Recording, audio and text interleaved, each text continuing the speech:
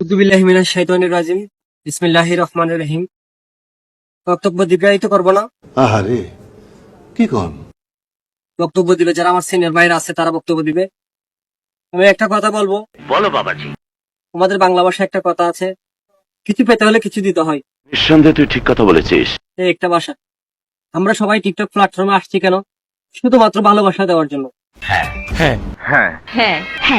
ভালোবাসা এমন একটা জিনিস, ভালোবাসা আমাকে দিলে আমি একজনকে দিব, যদি ভালোবাসা আমাকে না দেন আমি কেন আপনাকে দিব?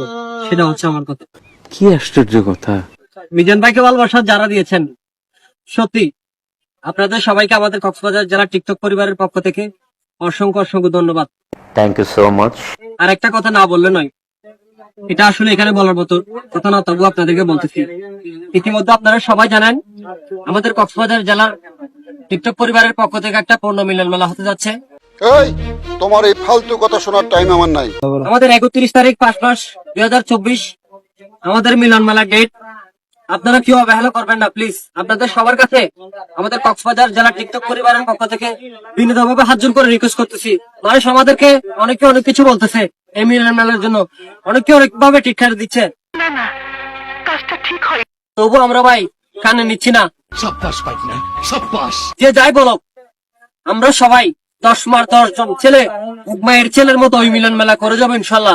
আপনারা সবাই কি রাজি আছে আমার কথায়? সবাই মিলন মেলায় আসবেন, কেউ অবহেলা করে টিটকারি মনে করে ছোট মনে করে কেউ না, পিছু আগাবেন না, সামনে আগাবেন।